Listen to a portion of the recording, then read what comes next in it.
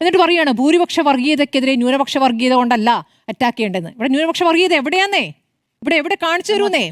ജമാഅത്ത് ഇവിടെ എന്താണ് ചെയ്യുന്നത്? ജമാഅത്ത് അവരവർ പ്രവർത്തിച്ചു പോയിക്കോട്ടെ. അവർ ജമാഅത്തെ ഇസ്ലാമി ഇവിടെ പറഞ്ഞ ഒരു വർഗീയ പ്രസ്താവന അങ്ങ് ചൂണ്ടിക്കാണിക്കൂ.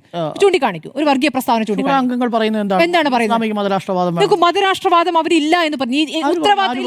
ഉത്തരവാദപ്പെട്ട ഈ പറയുന്ന ഒരു മിനിറ്റ് ഉത്തരവാദപ്പെട്ട എന്താണ് ഇമാം സംസാരിച്ച ഷൂറ അംഗം പറഞ്ഞ മതരാഷ്ട്രവാദത്തിന് വേണ്ടി, ശരി മതരാഷ്ട്രവാദം അവരുടെ വിശ്വാസമാണെന്ന് വിചാരിക്കട്ടെ, അവരിവിടെ മതരാഷ്ട്രവാദത്തിന് വേണ്ടി നടത്തുന്ന പ്രവർത്തനം അങ്ങനെ ചൂണ്ടിക്കാണിക്കും. ഒരു പ്രതികരണം, ഞാനത് പറഞ്ഞത്, ഒരു വർഗീയ പ്രസംഗം, ഒരു വർഗീയ പ്രതികരണം. വർഗീയം എന്ന് വെച്ചാൽ എന്താണ്? വർഗീയം എന്ന് വെച്ചാൽ അപരമത വിദ്വേഷമാണ്. അങ്ങനെ അപരമത വിദ്വേഷം പറയുന്ന ഒരു പ്രതികരണം, ഒരു പ്രസംഗം ചൂണ്ടിക്കാണിക്കൂ. അവർക്കിവിടെ നിൽക്കാൻ പറ്റില്ലെന്നേ. അങ്ങനെ ഒരു പ്രതികരണം ചൂണ്ടിക്കാണിക്കുന്നേ. നിലപാട് ഇവിടെ പറയാത്തവരെ, ഇവിടെ നിങ്ങൾ കാണാത്തവരെ തിരഞ്ഞുപിടിച്ച് നിങ്ങളുടെ കണ്ണുകൊണ്ട് കാണാൻ ശ്രമിക്കുന്നു. ഇനി ഈ പറയുന്ന ഷൂറ അംഗം പറഞ്ഞു എന്നിരിക്കട്ടെ. ഈ ഷൂറ അംഗം പറയുന്നതിന് മുമ്പ് 10-42 കൊല്ലം ഇവരുടെ പിന്തുണ സ്വീകരിച്ചല്ലോ. എത്ര കാലം പിന്തുണ വോട്ട് സ്വീകരിച്ചു? ഞാൻ പറഞ്ഞു പൂർത്തിയാക്കട്ടെ. വോട്ട് സ്വീകരിക്കുക മാത്രമല്ല, അവരുടെ വേദികളിൽ പോയി പ്രസംഗിക്കുക, ജമാഅത്തെ ഇസ്ലാമിയുടെ പരിപാടികളിൽ പോയി പ്രസംഗിക്കുക, ജമാഅത്തെ ഇസ്ലാമിയുടെ നേതാക്കളുമായി കൂടിക്കാഴ്ച നടത്തുക, അവർക്ക് നല്ല രാഷ്ട്രീയ നിലപാടുണ്ടെന്ന് പറയുക, ദേശീയ തലത്തിൽ അവരുടെ നിലപാട് വളരെ വ്യക്തമാണ് എന്ന് പറയുക. ഇതൊക്കെ കേരളം കണ്ടിട്ടുള്ളതാണ്. ഒരു പ്രത്യേക കാലഘട്ടം വരുമ്പോൾ അവർ പ്രത്യേകമായ വർഗീയ പാർട്ടി ആവുന്നില്ല. അവർക്ക് വർഗീയമായ നിലപാടുണ്ടെങ്കിൽ അന്നും വർഗീയമായ നിലപാടാണ്, ഇന്നും വർഗീയമായ നിലപാടാണ്. നിങ്ങൾക്ക് പിന്തുണ ലഭിക്കുമ്പോൾ അത് വർഗീയമല്ലാതാവുകയും നിങ്ങൾക്ക് പിന്തുണ കിട്ടാതിരിക്കുമ്പോൾ അത് വർഗീയമാവുകയും ചെയ്തതിനെ ഇരട്ടത്താപ്പ് എന്നാണ് പറയുക. ഇരട്ടത്താപ്പ് ജനം കാണുന്നു. ജമാഅത്തെ ഇസ്ലാമി വർഗീയമാണെന്നും ഉള്ള നിലപാടെടുത്ത് ഹൈക്കോടതിയിൽ അഫിഡവിറ്റ് കൊടുത്ത മുഖ്യമന്ത്രി UDFന്റെ മുഖ്യമന്ത്രിയല്ലേ? അതുകൊണ്ട് എന്താണ് ഉമ്മൻചാണ്ടിയുടെ ആ നിലപാട്? നോക്കൂ, ഞാനൊരു കാര്യം ചോദിക്കട്ടെ. ഇപ്പോൾ പറയുന്നത് ജമാഅത്തെ ഇസ്ലാമിയുടെ പിന്തുണ അല്ലെങ്കിൽ ഈ പറയുന്ന വെൽഫെയർ പാർട്ടിയുടെ പിന്തുണ തേടി അങ്ങോട്ട് UDF പോയിട്ടില്ല. ഒരു മിനിറ്റ്, ഇവിടെ ജനാധിപത്യ ഇവിടെ നിരോധിത സംവിധാനമല്ല. അല്ല, ആയിക്കോട്ടെ, അങ്ങനെയാണെങ്കിൽ അത് അംഗീകരിക്കാം. അത് ഒരു പ്രശ്നമാണെങ്കിൽ ജമാഅത്തെ ഇസ്ലാമി തീരുമാനം എടുക്കേണ്ടത്.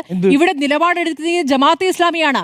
ഇവിടെ നിലപാടെടുത്തിരിക്കുന്നത് വെൽഫെയർ പാർട്ടിയാണ്. അവർ തീരുമാനിക്കുകയാണ് ഇത്തവണ ഞങ്ങൾ UDF ഉമ്മൻചാണ്ടി ഹൈക്കോടതിയിൽ കൊടുത്തതിന് നേരെ വിരുദ്ധമായിട്ടാണ് VD സതീശൻ പറഞ്ഞത് ജമാഅത്തെ ഇസ്ലാമിക്ക് മതരാഷ്ട്രീയവാദമില്ല.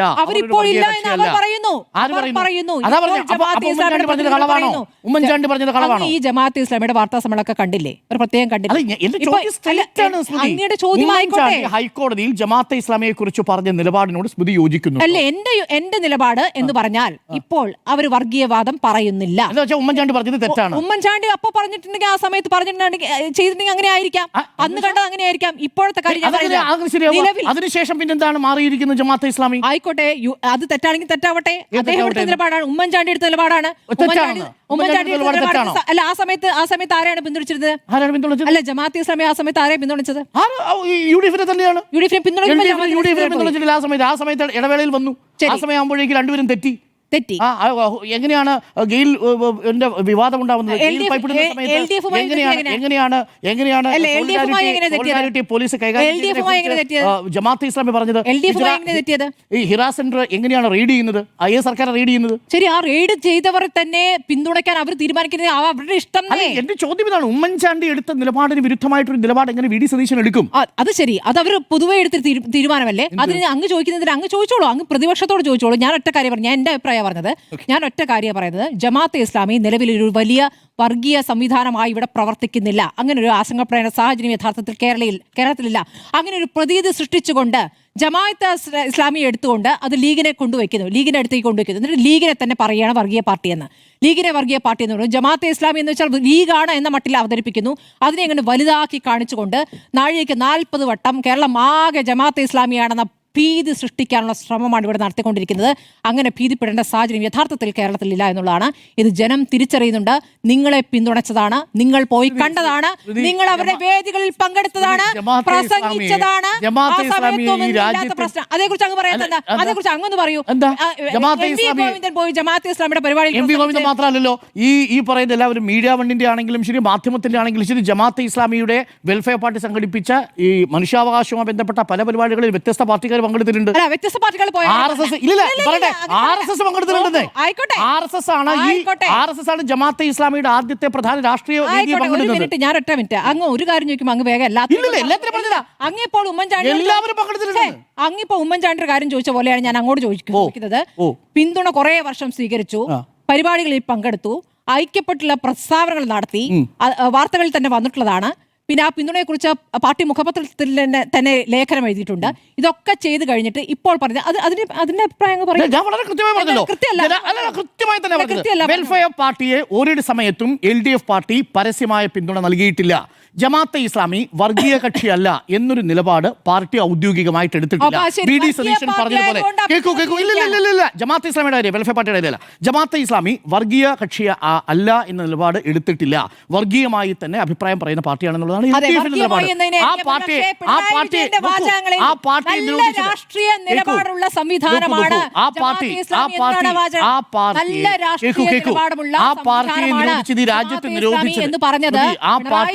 ആ പാർട്ടിയെ നിരോധിച്ചത് UDF സർക്കാരാണ്, അഥവാ കോൺഗ്രസ് സർക്കാരാണ്, നരസിംഹറാവു സർക്കാരാണ് 92-ൽ.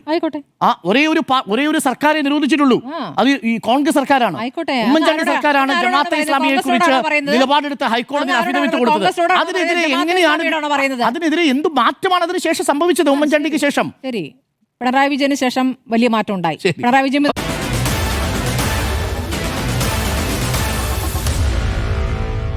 Meet the editors.